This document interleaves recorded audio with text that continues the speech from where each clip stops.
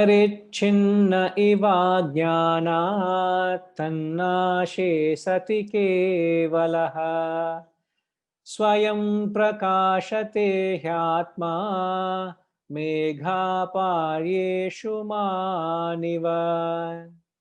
Parichinna iva jnanat tannashe sati kevalaha swayam prakashate hyatma megha paryeshu maniva.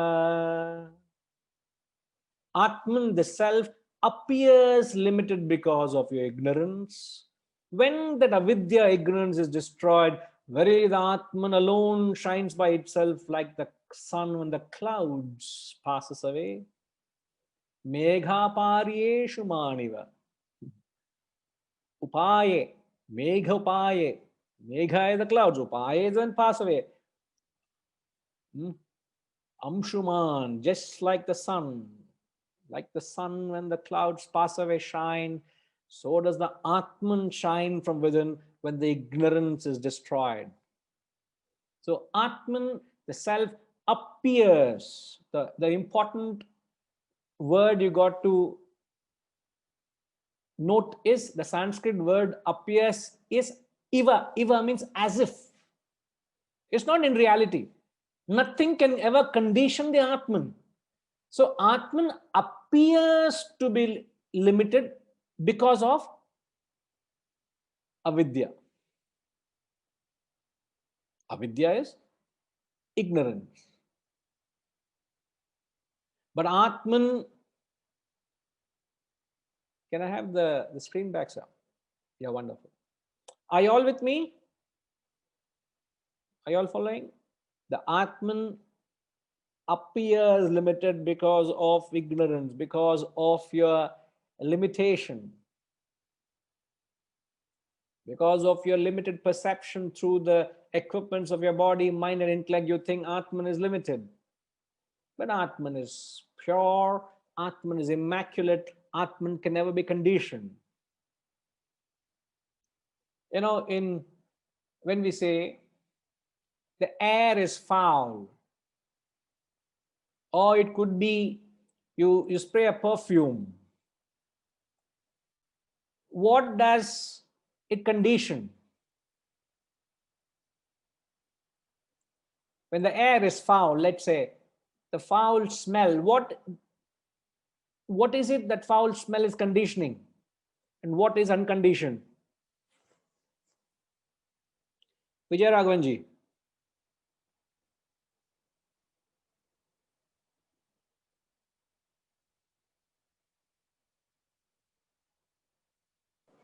Is trying to condition our nose. Our perception of smell, isn't our it? Perception of what is outside. Yeah, our perception of smell. Nothing has changed outside, but then it's only we are trying to change our perception. No, obviously the smell is foul, or you even put on a perfume, others can be suffocated with it. So it's a smell, it's the sense of smell, you sense it. Okay, that's, but what is it that is unconditioned?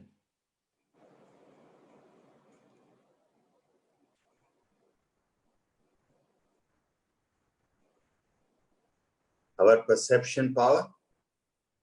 No. I mean, difficult for me to. No, that is not. The air, so the air is conditioned, isn't it? The air we breathe is conditioned, isn't it? Yes. But what is it that houses the air? And you've got to think in lines of the Panchabhutas. What are the Panchabhutas? Vijay Raghavanji, just hold on. Let me ask Padminima, what are the Panchabhutas?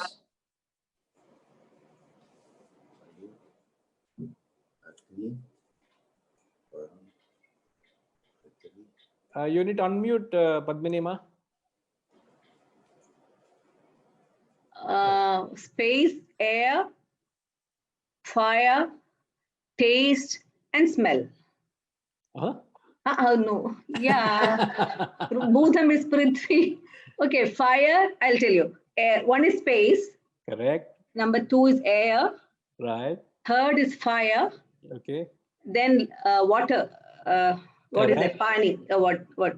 Apa. Correct. Then for that last one is Prithvi. Earth. Correct. So the 5 elements are space, air, fire, water, earth. Yeah. Now, when we smell something foul, what is contaminated is the air. Now, the air is contained where? What contains air?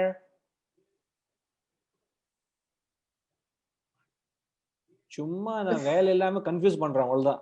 That is my job இங்க. It's molecules. That is in the air, isn't it? Yeah. The particles suspended in the air. There could be fragrance or foul smell. But what contains air is space. Space. Isn't it? So space contains all other elements, and all these 5 elements constitute the world. Space, air, fire, water, earth, these constitute the world. The Panchabhutas constitute, everything in the world is constituted of these bhutas. Now, all the other 4 are contained in space. Space contains them, and yet it is not contaminated by them. Yes. Thinking along with me? Are you able to understand, Padmanima? It Yeah. contains them, yet it's not contaminated by them. Now, why is it not contaminated by foul space? Sorry, foul smell. You can't say the space has become foul. You don't use that language, do you? No. Or you build your house, the walls of your house doesn't divide space, does it? Why? Space is indivisible, isn't it? Now my question is, why is space not contaminated? Siddharamanji, why is space not contaminated? It is indivisible. Correct. It is indivisible. My question is, why is space not contaminated by air? It is like Atman, that is away from it. It is a witness. It is. It's not a part of the Okay, ma. I think I'll have to ask Vasanta ma. Solunga ma. It only contains the air. It is not the air itself. It is not air. Air is different to space. Space, so it is not contaminated. How do you say that? Just because it's separate doesn't mean it is not. You can't conclude that it can't contaminate. But there's some principle, a thumb rule. It doesn't contaminate. The same, why I'm asking about space is. The gross and subtle. Gross and subtle. Correct. Air is the gross. That is subtle. Air is gross, space is subtle, gross cannot influence subtle. This is the principle. Now apply the same principle to the verse. Atman appears to be limited because of ignorance, but Atman is not limited. Why is Atman unlimited? Is not conditioned, is not limited? Because Atman is too subtle. In fact, the only thing subtler than space is or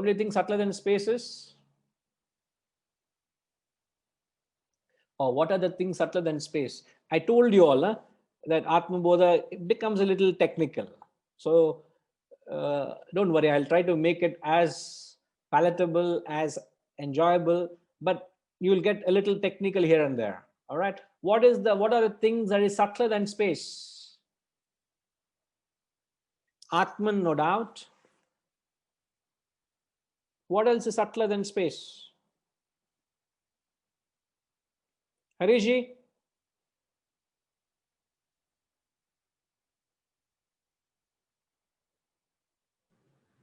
Total avidya. No idea. I have no idea. Total avidya. So we'll call him TV from now on, Rajima. New title. TA. Total avidya. Hariji, what is it that is subtler than space other than Atman?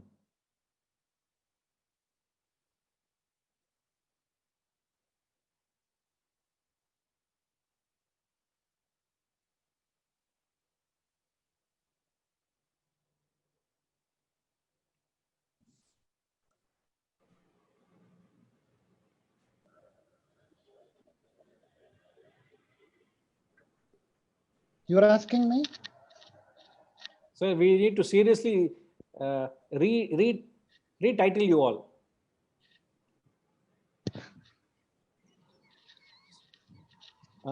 So there's a confusion between Hari and Harish. Solunga Hariji, you only, sir. Consciousness. Our consciousness is Atman. Yeah. What is subtler than space other than Atman?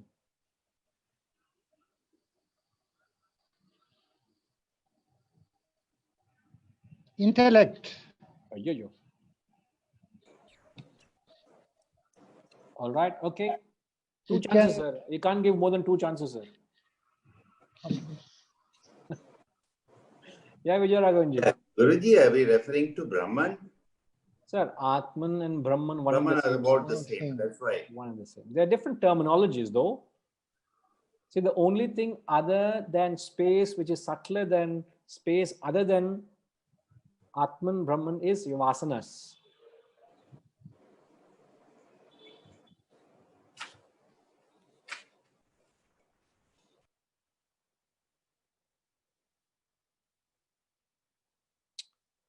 Vasanas is subtle, very, very subtle. So Atman is appearing because of your vasanas. Atman is appearing limited because of your vasanas, because of ignorance. No?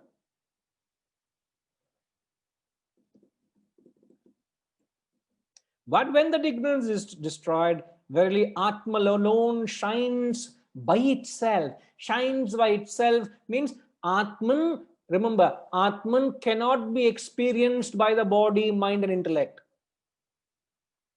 Atman experiences itself. Remember this, he says, verily Atman shines by itself. Means you cannot gain experience of the Atman by the body, mind and intellect. What experience Atman? Atman experiences itself. Atman illumines itself just like light illumines itself. It doesn't need, light doesn't need anything else to illuminate, isn't it? It itself illumines itself and everything else.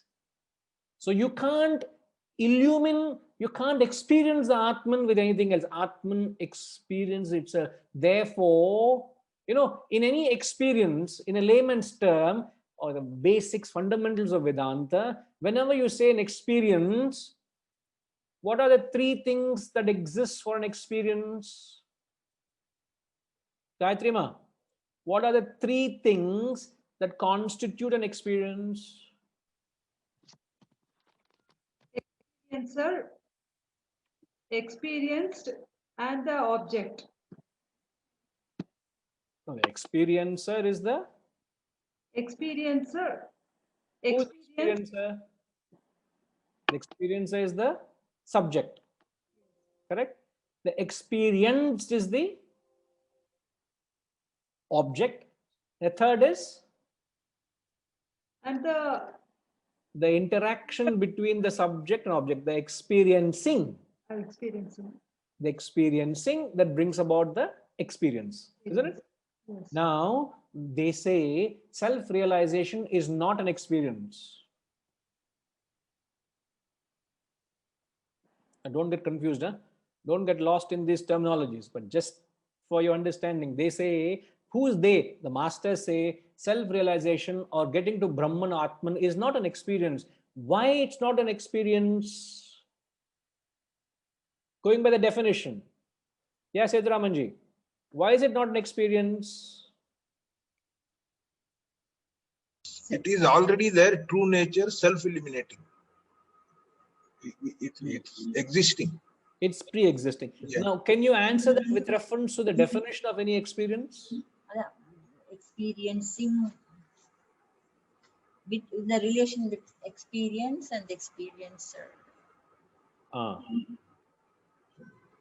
So who is the experiencer in the experience of Brahman? The Brahman itself. The Brahman itself. What is it that's experienced in the Brahman? Brahman itself, the self. Then what is the relationship between the experience and experienced? Brahman itself. Brahman itself. Therefore, there is nothing other than Brahman to experience Brahman. Therefore, it is Brahman alone that experiences Brahman. It illumines itself by itself. Nothing else can illuminate. Nothing else can experience it.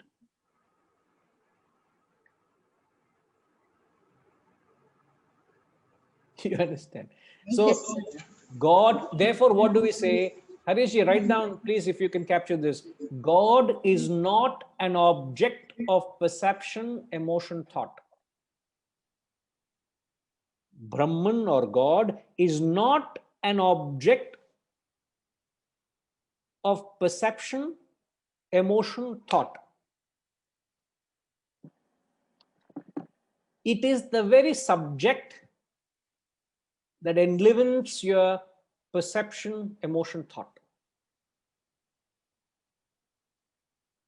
Grapple this statement.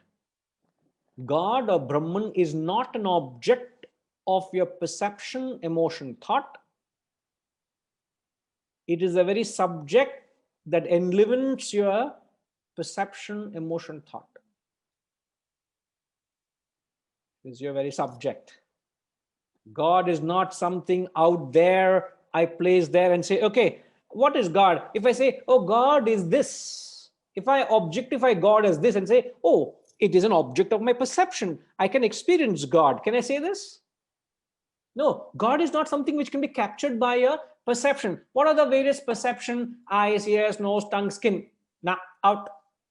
God can't be seen. God can't be smelled. God can't be heard. God can't be touched. God can't be. None of the panchendriyas are useless. You can't experience God with your perception. Don't say, I have had glimpse of God. Nonsense. You cannot. Your eyes cannot see. Your ears cannot hear. Your nose cannot smell. Your tongue cannot taste. Your skin cannot touch. God is not an object of your emotion. You can't feel God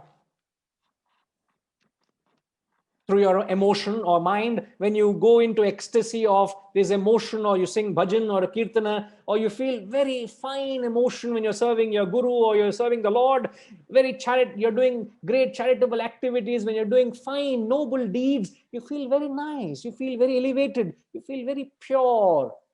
That is not the emotion of capturing God. God cannot be captured by emotion. No doubt it is a divine feeling. It's a pure feeling without any negativity or imperfection. But it is not the same as capturing or experiencing God. Please don't think so. Nor can you understand God with the most brilliant intellect in this classroom, cannot capture God in the intellect, because God is not an object of thought. I can't capture God in an idea, an ideology, and say, this is God. That is my foolishness to say so. Then what is God? God is that which enables, it is the very subject that enables my perception, emotion, thought. So it is the God in me that makes me see. It's the God in me that makes me hear. The God in me makes me touch. The God in me enables me to feel emotion. The God in me enables me to think. But it cannot capture, it cannot be captured by object, emotion, thought. Remember this. Because it's gross. Go back to the principle. It is gross and subtle. Gross cannot capture subtle. It's too subtle to capture. It cannot capture it.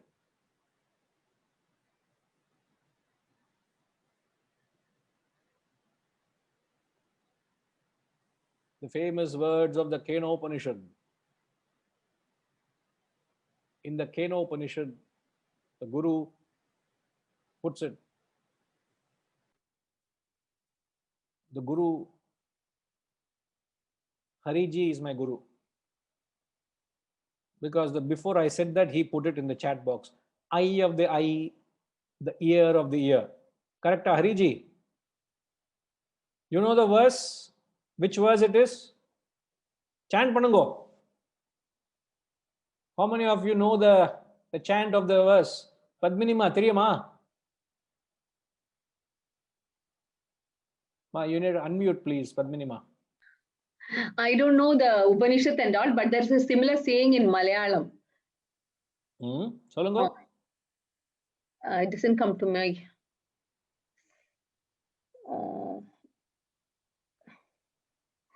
കണ്ണിനു കണ്ണു മനമാകുന്ന കണ്ണതിനു കണ്ണായിരുന്ന പൊരുൾ താനെന്ന് ഉറയ്ക്കും അളവ് ആനന്ദം എന്തു ഹരി നാരായണായ നമ.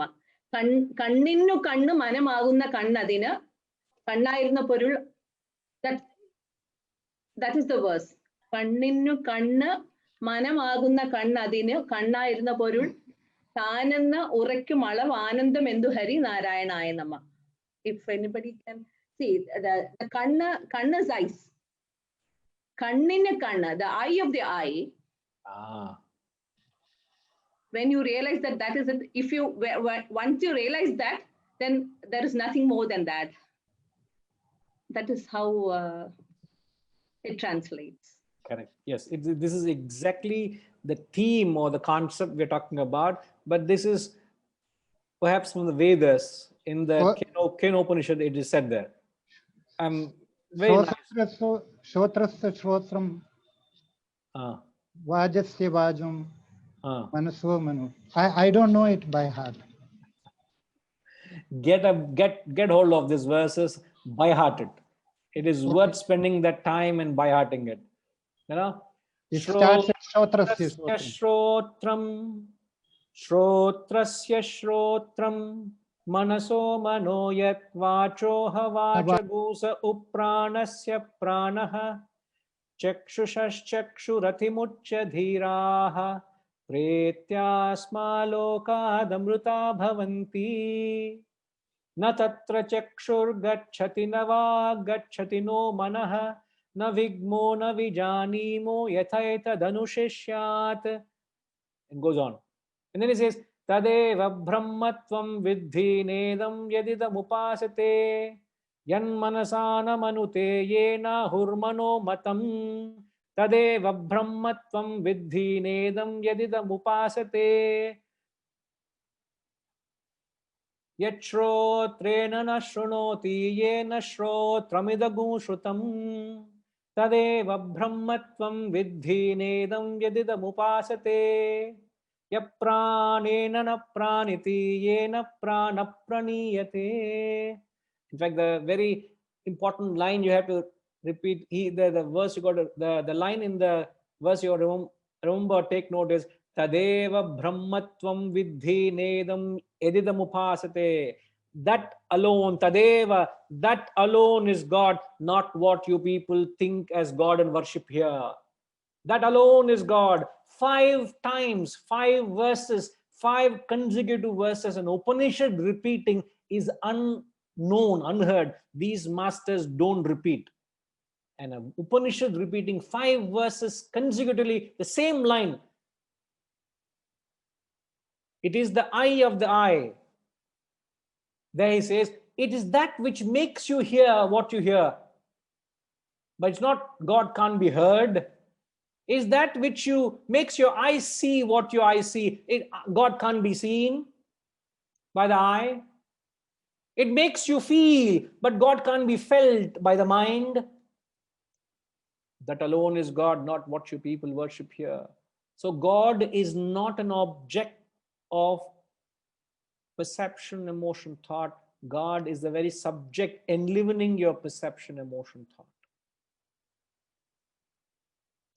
It's like the example we give here is you need to put you have a torch.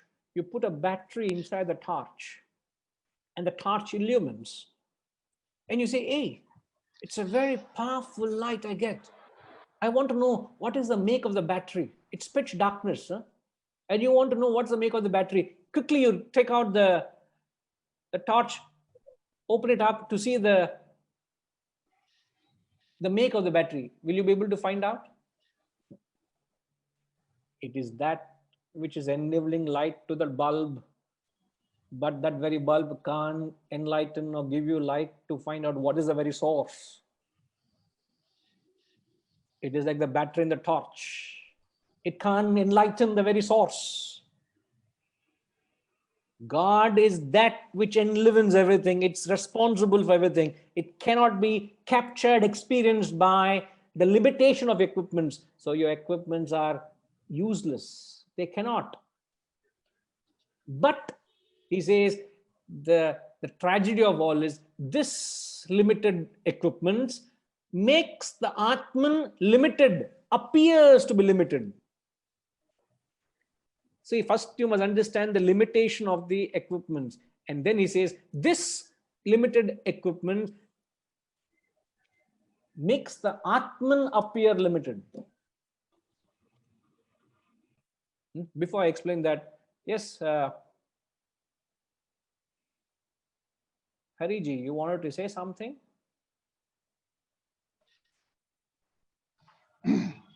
In this context, can we in one way or other bring the 12 yajnas? Does it not go parallel, or is it the same? Sir, please be charitable to everybody, including me. நானே கன்ஃபியூஸா இருக்கேன். நீங்க வேற 12 yajnas கொண்டு வரீங்க. No, no.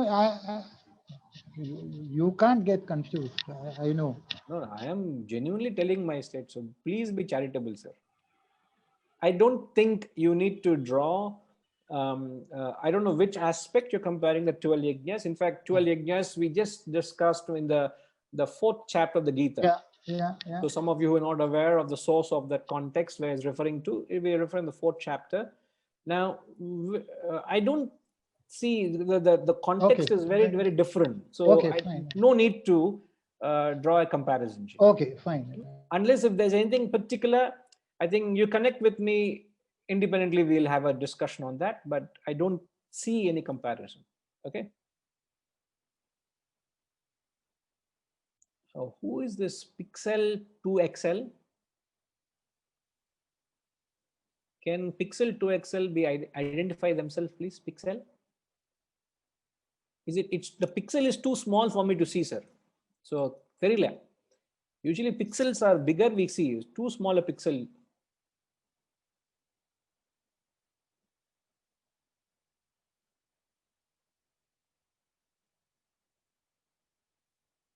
Huh?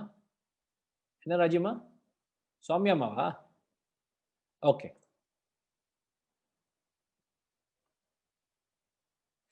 Right, no problem. Thanks. I think, yeah, maybe I've explained this concept here and there. Right. So what you must understand is the equipments are limited. They cannot give you the vision or experience of realization. It is the Atman that illumines themselves. But yet this equipments give you a blurred or a limitation of you experiencing the self. So you think Atman is also limited. Now, Atman appears limited because of ignorance. When that ignorance is destroyed, Atman alone shines by itself, just like the sun when the clouds passes away. Now you'll understand the absurdity of the whole exercise through an example. It becomes clear through an example. Now, the cloud is compared to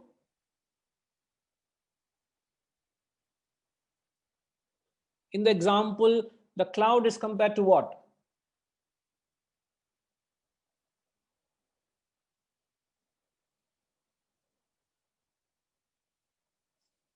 Tinkima, what is the cloud compared to? The ignorance, the darkness. The cloud compares the ignorance, and the sun is the? Is the Atman, the Brahman. Sun is the Brahman, the Atman. Now, you know what is the size of the planet Earth compared to the sun? I can't tell you any. But it is same size or bigger? No, sun is bigger. Obviously bigger, no? How big you think? I can't say. I mean, can't even, I don't know. In figures, I can't say. Okay. From my little information, I think it's close to 109 times the size of the planet Earth is the size of the sun. I could be wrong. You put 100 times the size of the planet Earth is the size of the sun. Now, you must understand, look at the absurdity of all this. Tinkima, the sun is 109 times size of the planet Earth. The Earth itself is vast. And then in between the two, there is a small whiff of puff of cloud. And that puff of cloud is covering the sun. Does it make sense? No, it should make sense. That's the reality. He says the puff of cloud is covering the sun. I come back again. The sun is 109 times the size of the earth, and yet it's a puff of cloud that covers the sun. Now I ask you, what is the size of that cloud?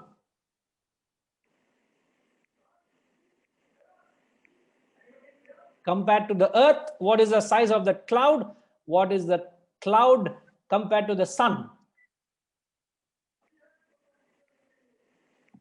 We are talking of absurdities here, isn't it? And yet it is a passing whiff of cloud is enough to obscure the light, obscure that mighty sun. And yet we see the absurdity of the whole thing.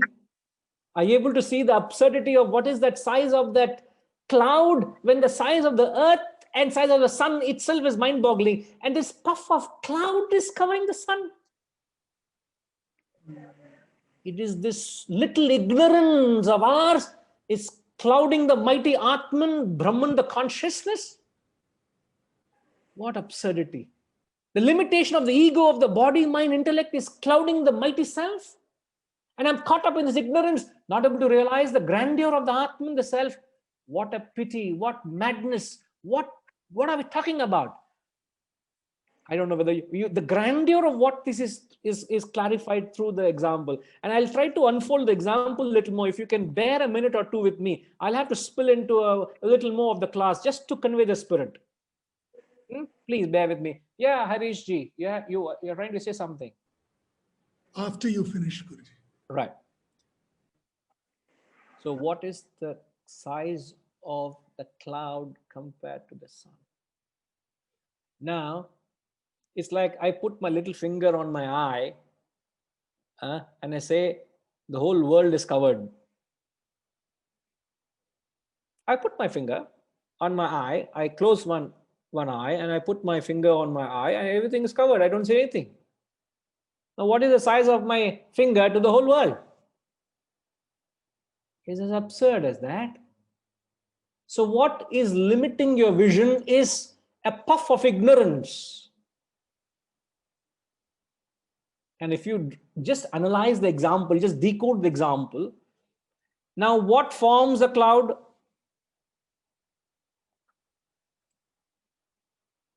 Harish ji, what forms the cloud? Dust and water vapor. Which is? What forms the cloud? The cloud is formed because of what? It's water vapor condensing on dust particles. Why does it happen? Because of the action of the sun. Because of sun, full stop. Because of the sun, the clouds are formed, and this little cloud has the ego to block the sun. What audacity this cloud has got. Man, you are my creation and you block the sun. And the clouds are seen because of the sun. The clouds are formed because of the sun. You declare that there is no sun because of the sun. And the moment those passing clouds pass away, the sun shines alone. Because of the sun, the clouds are formed. Because of the sun, the clouds are seen. Because of the sun, you declare that there is no sun. And yet, the existence of a cloud is insignificant. Just a passing breeze can pass the cloud away and then the sun illumines, isn't it? Now draw the analogy of the example to the reality. Because of the consciousness, the vasanas are born. The ignorance is born because of the consciousness. The ignorance is perceived because of the consciousness. An atheist says there is no God. What enables him to say there is no God? It's the consciousness that enables him to assume the God is not there. And when that little ignorance of yours and mine passes away, what remains is the pure consciousness. So the entire Maya we are caught up in is this play of ignorance, which is just that size of that puff of cloud. Don't be carried away with it. Don't be caught up in it. Wake up to that reality. Wake up to that consciousness. Let that consciousness illumine, give you that sense of what grandeur and mighty you are, who truly you are. Don't be a slave to your perceptions, emotions, thoughts. Don't be a slave to your worldly objects, emotions, and thoughts, man. You're not the body. You're not the mind. You're not the intellect. You are your true self. That's what the Shastras are saying. So don't be caught up in the limitation of your individuality, the ego. Realize your true grandeur, who you are. The verse doesn't say all that, but it's implicating. It's just that it's you just caught up in this creation of your own perception. You're truly grand, way beyond it. A beautiful message, a very, very beautiful message, very powerful message if you're able to relate to it. I would conclude with this. Harishji, you wanted to add something, please? Guruji, it would be wrong for me to add anything after this very beautiful explanation. But I did want to say something in a similar line. But I can probably say it later. No. Nothing is less or more important. Please say so.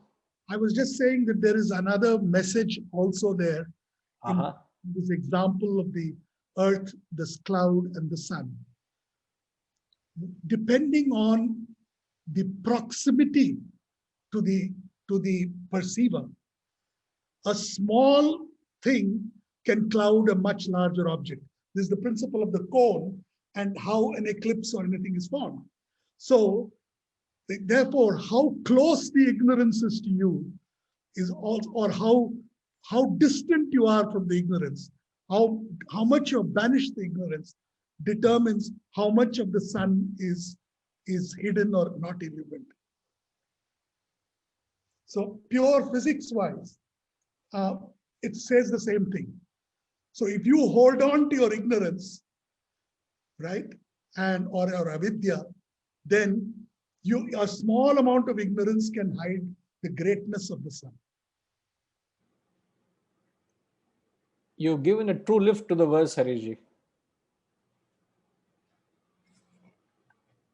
Wonderful. I think there's so much there for us to draw. There's so much out there, believe me.